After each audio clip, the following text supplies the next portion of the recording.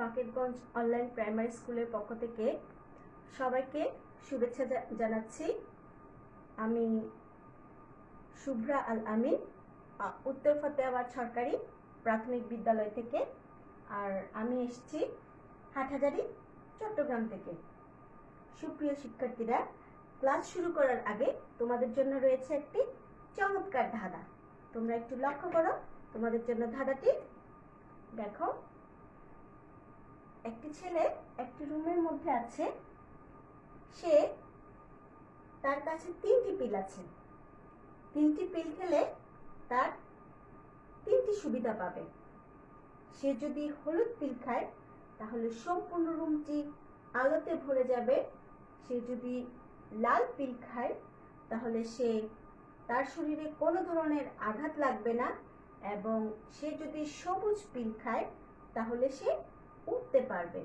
এবার তোমরা বলো দেখি, সে কোন পিলটি খাবে? হলুদ পিল?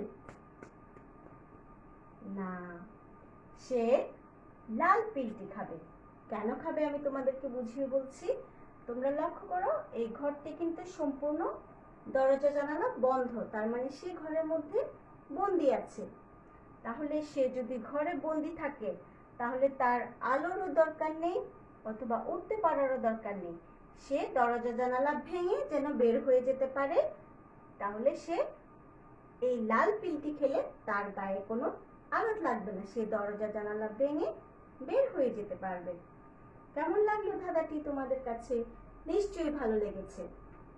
সুপ্রিয় পঞ্চম শ্রেণীর শিক্ষার্থীরা, আমি আজ তোমাদের জন্য তোমাদের পরীক্ষায় সাধারণত প্রথম এবং 1 নম্বর প্রশ্নে সাধারণত 20টি সংক্ষিপ্ত প্রশ্নের উত্তর থাকে, এবং আমি এই সংক্ষিপ্ত প্রশ্নগুলো প্রস্তুতি নিয়ে এসেছি অধ্যায় 1 এবং 2 নম্বর অধ্যায় থেকে। চতুর্থ শ্রেণীর শিক্ষার্থীদের জন্য ক্লাসটি খুব গুরুত্বপূর্ণ, কারণ চতুর্থ শ্রেণীতেও এরকম প্রশ্ন থেকে থাকে। তাই চতুর্থ শ্রেণীর শিক্ষার্থীরাও ক্লাসটি দেখলে উপকৃত হবে। চতুর্থ এবং পঞ্চম শ্রেণী উভয়ের জন্যই কিন্তু ক্লাসটি খুব প্রয়োজন। তো চলো আমরা আসলে ক্লাসে চলে যাই, দেখি তোমাদের জন্য কি কি প্রশ্ন রয়েছে। দেখো, 1 নম্বর প্রশ্ন রয়েছে, গুণ্য, গুণক ও গুণফলের মান কত হলে 3টি মানই সমান হবে? তাহলে আমাদেরকে আগে চিনতে হবে গুণ্য, গুণক এবং গুণফল কোনটি। দেখো, আমি একটু প্রশ্ন লিখছি এখানে।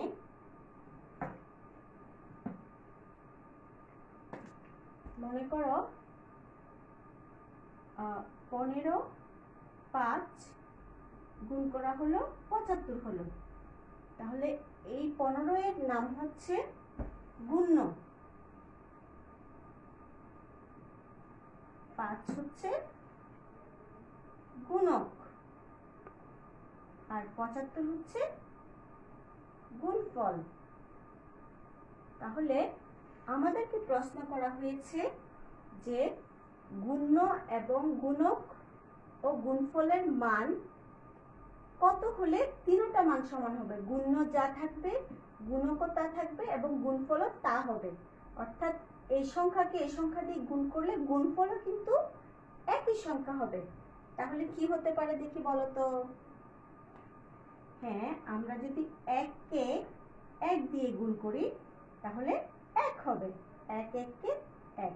তাহলে গুণ্য, গুণফল এবং গুণ্য, গুণক এবং গুণফল তিনটাই সমান হয়। তাহলে আমাদের উত্তর কি হবে? 1 হবে। আমরা এদিকে উত্তর লিখছি। 1 নং প্রশ্নের প্রস্তুতি।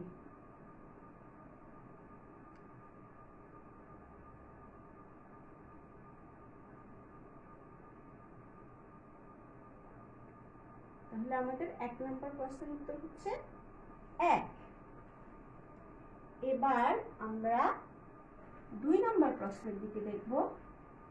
আমাদের 2 নম্বর প্রশ্নে কি আছে তোমরা একটু লক্ষ্য করো। 1001 গুণ 290 কে সহজ পদ্ধতিতে গুণ করার ক্ষেত্রে কিভাবে সাজাতে হবে? আমরা সহজ পদ্ধতিতে গুণ করব। তাহলে আমরা জানি যে সহজ পদ্ধতিতে কি করা হয়, বড় সংখ্যাকে ভেঙে ভেঙে ভেঙে লেখা হয়। তাহলে আমরা এখানে 1001 কে আমরা কিভাবে লিখবো দেখো। 1000 যোগ 1, এইটা হলো 1001 কে ভাঙলাম, আর গুণ 290 কিন্তু একই রকম থেকে যাবে। আমরা এভাবে সাজাতে পারি। এখানে আমাদেরকে সমাধান করতে বলা হয়নি, এখানে বলা হয়েছে কিভাবে সাজাতে পারো, আমরা সাজিয়ে দেখালাম। এর পরবর্তী প্রশ্ন আমাদের কি আছে তোমরা একটু দেখো। 6 অঙ্কের ক্ষুদ্রতম সংখ্যার আগের সংখ্যাটি কত? তাহলে আমরা 6 অঙ্কের ক্ষুদ্রতম সংখ্যা আমরা কি জানি, 6টা সংখ্যা থাকবে। একটা 1, 1, 2, 3, 4, 5, 5টা শূন্য। 6 অঙ্কের ক্ষুদ্রতম সংখ্যা এভাবে লিখতে হয়, একটা 1 এবং 5টা শূন্য, 1, 2, 3, 4, 5টা শূন্য। তাহলে আমরা জানি যে যদি আগের সংখ্যা বের করতে হয় 1 কমিয়ে ফেলতে হয়, বিয়োগ করতে হবে, আর যদি পরের সংখ্যা বের করতে হয় আমাদেরকে 1 যোগ করতে হবে। তাহলে এখানে আগের সংখ্যা বের করতে বলা হয়েছে, আমরা বিয়োগ 1 করব।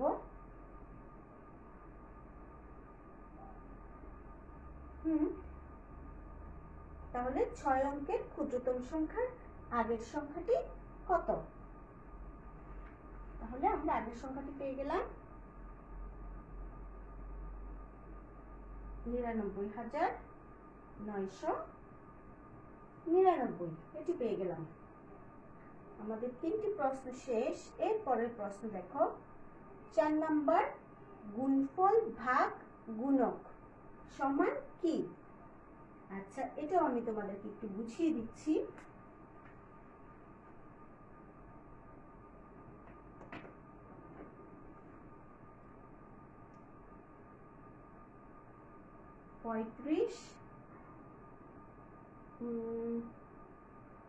গুণফল ভাগ গুণক,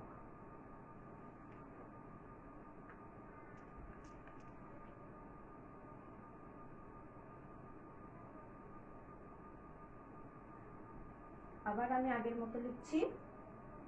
আমাদেরকে দেয়া আছে গুণফল, এটা হচ্ছে গুণফল, এটা হচ্ছে গুণক। তাহলে এই সংখ্যা দিয়ে যদি আমরা এই সংখ্যাকে ভাগ করি, এই সংখ্যাকে 35কে যদি 5 দিয়ে ভাগ করি আমরা কত পাবো? 7। তাহলে 7 সংখ্যাটি কি আমাদের গুণ্য। গুণফলকে যদি আমরা গুণক দ্বারা ভাগ করি তাহলে আমরা কি পাবো? গুণ্য পাবো। 4 নাম্বার আমাদের উত্তর হবে গুণ্য। এরপর 5 নাম্বার দেখো,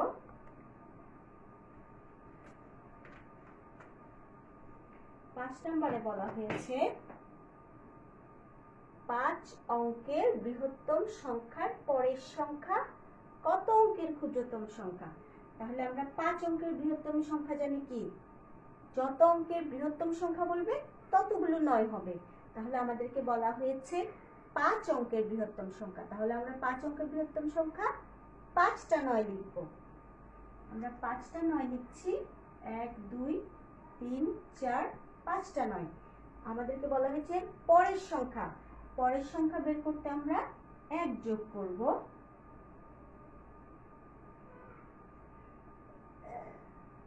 তাহলে এখন বলা হয়েছে পরের সংখ্যাটি কত সেটা বলা হয়নি, বলা হয়েছে পরের সংখ্যা কত অঙ্কের ক্ষুদ্রতম সংখ্যা।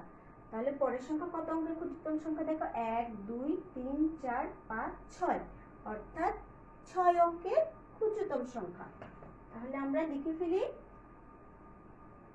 পরের সংখ্যাটি হবে 6 অঙ্কের ক্ষুদ্রতম সংখ্যা।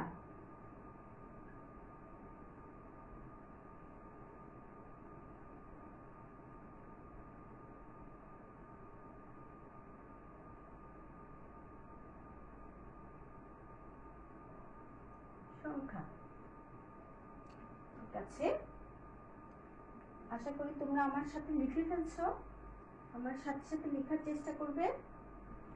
আর আমি আগেরগুলো মুছে দিচ্ছি, এতক্ষণে নিশ্চয়ই তোমাদের লেখা হয়ে গিয়েছে। এবার আমরা এর পরবর্তী প্রশ্নে 7 নম্বর প্রশ্ন দেখো, গুণক 25 গুণফল 0 হলে গুণের মান কত? তাহলে আমরা দেখি 7 নাম্বার।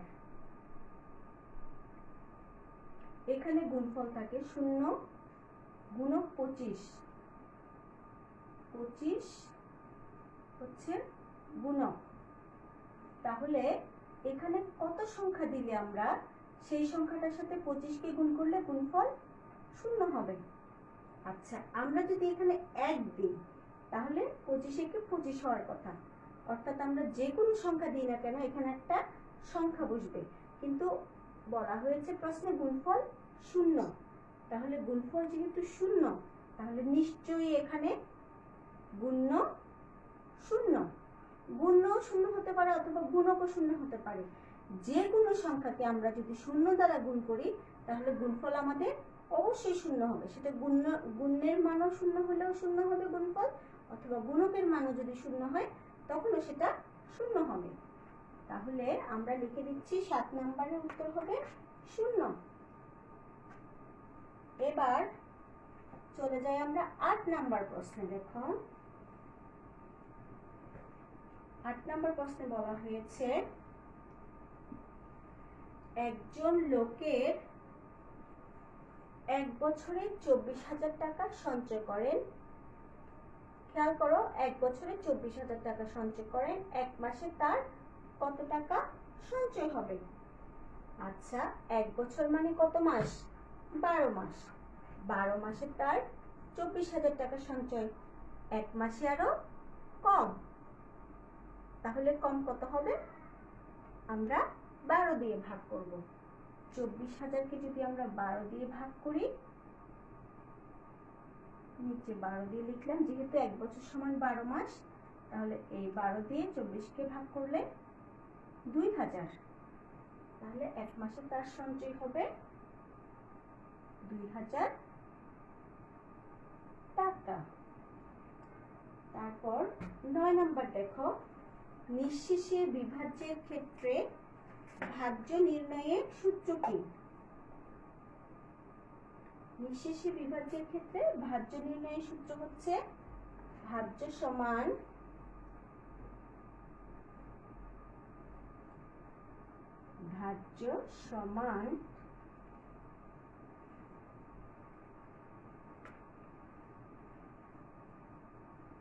ভাজক গুণ ভাগফল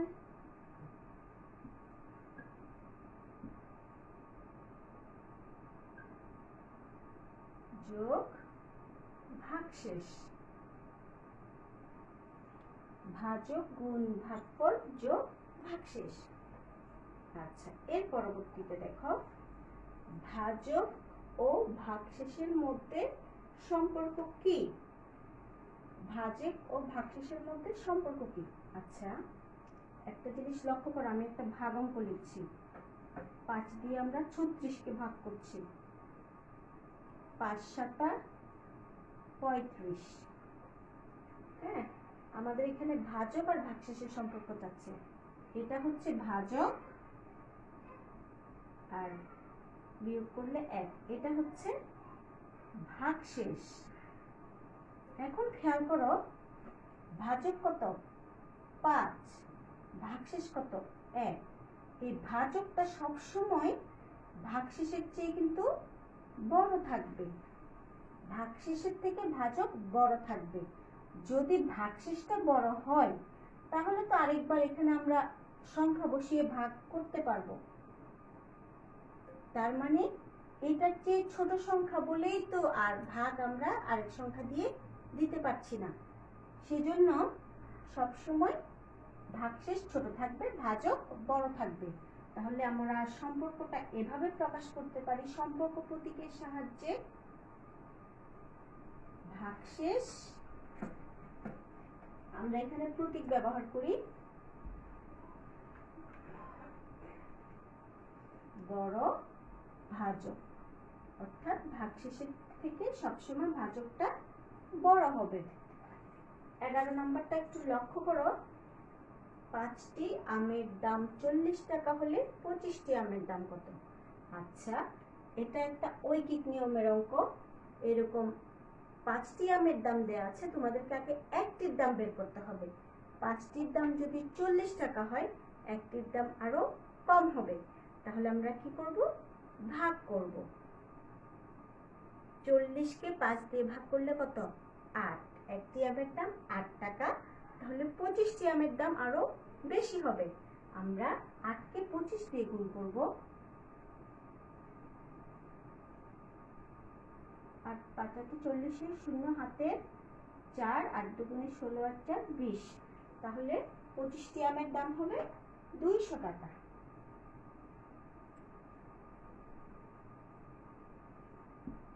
আচ্ছা, এবার আমরা পরবর্তী অঙ্কে চলে যাই। 12 নম্বর অঙ্ক।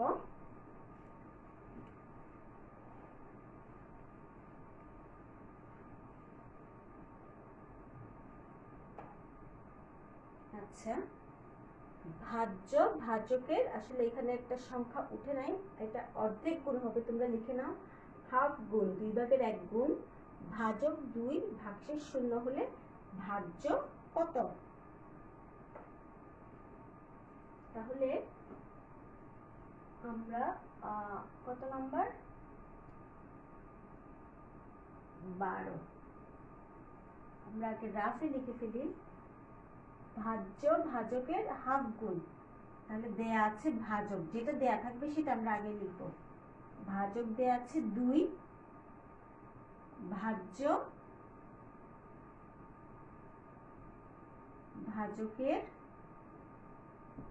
হাফ গুণ, এটা একটু তোমরা লিখে নাও, এখানে আসলে উঠে নাই, এখানে 2 ভাগের 1 হবে। হাফ গুণ, তাহলে ভাজ্য কত? তাহলে 2 এর অর্ধেক কত? হাফ গুণ 2 এর অর্ধেক কত? 1। তাহলে আমরা লিখতে পারি, সুতরাং ভাজ্য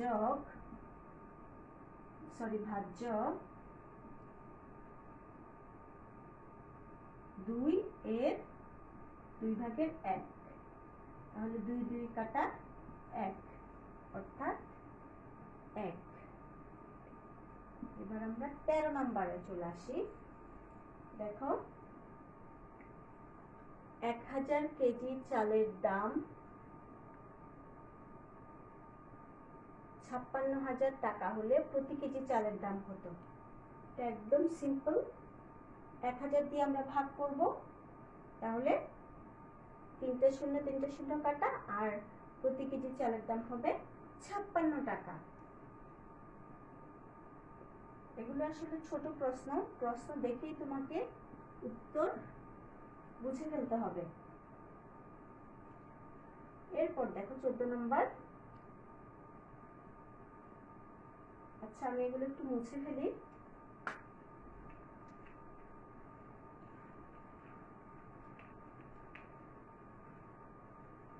14 নম্বর দেখো, দুইটি সংখ্যার গুণফল 225, একটি সংখ্যা 25 হলে অপর সংখ্যাটি কত? তাহলে আমরা যেহেতু দুইটি সংখ্যার গুণফল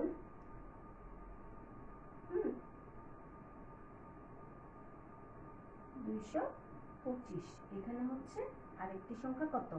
দুইটি সংখ্যার গুণফল 225, একটি সংখ্যা দেয়া আছে 25, আরেকটি সংখ্যা কত আমাদেরকে এখানে বের করতে হবে। তাহলে আমাদেরকে এই সংখ্যাটি যদি বের করতে হয়, আমরা কি করব, গুণফলকে গুণক দিয়ে ভাগ করব, তাহলে এই সংখ্যাটা বের হবে। অথবা যদি এখানে 25 দেয়া থাকে, এখানে খালি করতে থাকে, তাহলে এই সংখ্যাটাকে এই সংখ্যাটাতেই ভাগ করলে মাঝখানের সংখ্যাটা বের হয়ে যাবে। তোমরা 225কে 25 দিয়ে ভাগ করো, আমার মনে হয় 9 বার যাবে খুব সম্ভবত। দেখি আমরা একটু গুণ করে, 5 নং 45, 5 হাতে 4 22, হ্যাঁ, আমরা ভাগ করলে ভাগফল 9 হবে। তোমরা ভাগ করে দেখবে, আমাদের উত্তর হবে 9। আমরা শেষ প্রশ্নে চলে এসেছি। ভাগশেষ সবসময় কোনটি থেকে ছোট হয়? ভাগশেষ সবসময় ভাজক থেকে ছোট হয়। আমরা একটু আগে লিখেছিলাম ভাগশেষ ভাজক থেকে ছোট হয়। ভাজক থেকে ছোট হয়।